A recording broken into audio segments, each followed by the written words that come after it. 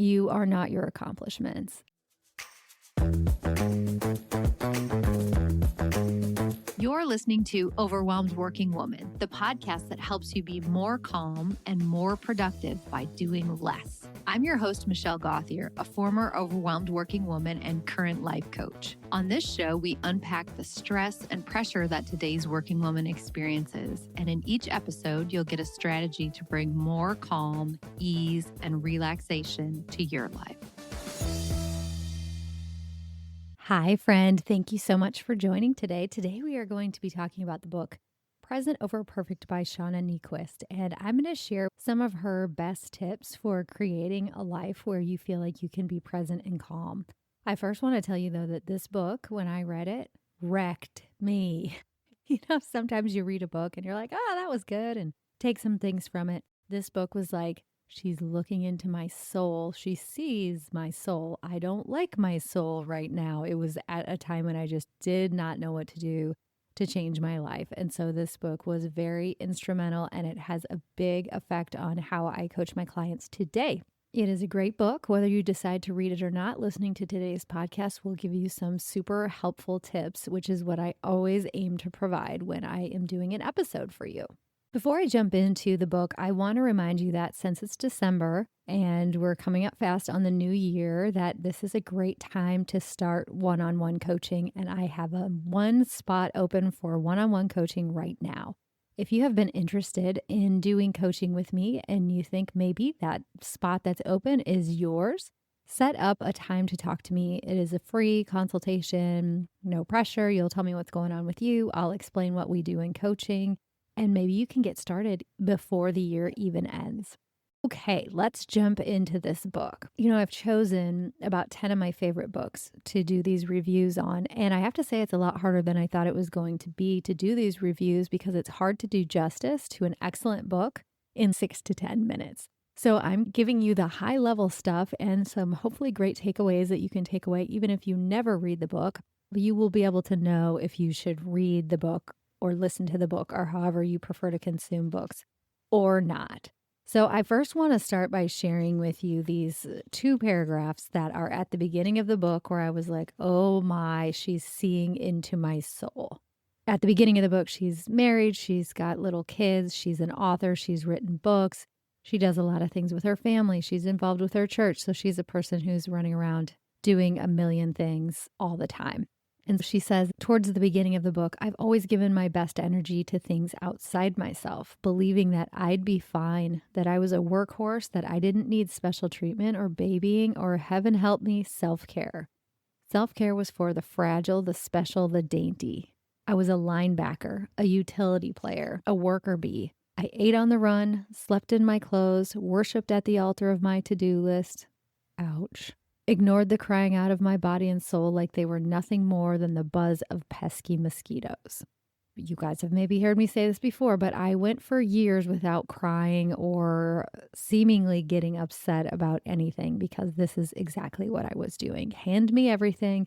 I will handle it. I don't need to take care of myself. I'm just different. I can just do everything without any type of break. And that is how she felt when she started this journey. And what she says by the end is, now I know the best thing I can offer the world is not my force or energy, but a well-tended spirit, a wise and brave soul. My regrets are how many years I bruised people with my fragmented, anxious presence, how many moments of connection I missed. Too busy, too tired, too frantic, and strung out on the drug of efficiency. That paragraph could just almost make me cry even right now.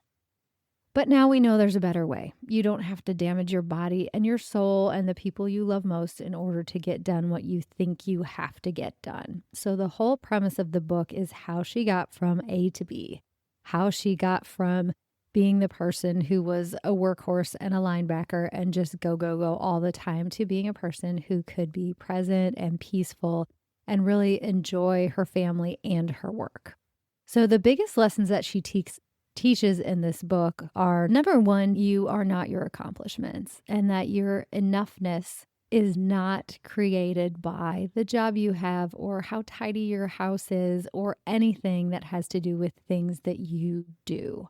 She talks about how we become addicted to this behavior of just doing, and she talks about it like a drug.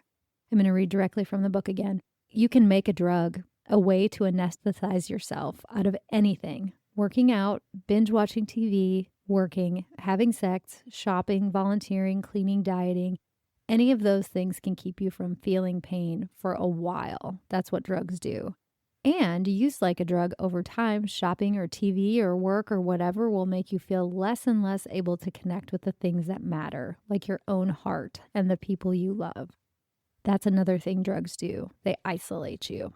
So if you feel like you're a person who is addicted to the drug of accomplishments and doing, this might be a great book for you to check out. We really do live in a culture that rewards and glamorizes hustle, but this book reminds us that peace doesn't come from proving. It comes from pausing and choosing yourself and really getting to know yourself. Takeaway number 2 is saying no is holy. She calls them sacred no's. Saying no to things, even good things, so that you can say yes to the right things. Because when we say yes to everything, we're actually saying no to ourselves and our families and our souls. Because you just cannot live a meaningful life if you're available to everyone all the time. It's not selfish, it's just wise. And if you've been listening to the podcast for a while, you know that I use a love and fit test to check to see when to say yes or no. So the love part is, do I absolutely love this idea? And the fit part is, does this fit into the type of life that I am trying to create? So that means sometimes you can really love the idea of doing something. But if you've already got too much going on, probably does not fit into the type of life that you're trying to create.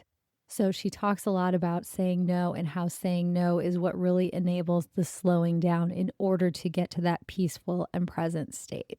And her third takeaway is that you have to, in order to get better from this, that you have to be able to be slow and sit in the stillness, and that slowness isn't laziness, it's wisdom. And she calls her, what she used to do, fake rest. Like she would put on pajamas, but then she would, clean up all of her emails and order Christmas presents and clean out a closet, just real sneaky like. And how it was so hard for her to justify resting, and that she had to learn that the way to get better and to get reconnected to who she really is was to be able to sit in silence. And when you're in the quiet, you start to hear your own voice again. Try this week. Just try a minute of driving in your car with absolutely no sound on, or just sitting on your couch without anything else for 2 minutes, and just see how it feels and how comfortable or uncomfortable you are with being in that position. So I recommend that you read this book if you're exhausted from trying to keep up with your own life, if you're starting to suspect that the way you're living right now is costing you peace or being present with the people you love, or if you want to create a life that feels really good on the inside, not just one that looks good on the outside. Hopefully these takeaways in this review has helped you today. I just want to remind you one more time that you are not your accomplishments and that you are already enough. Have a great day, and I will see you next week.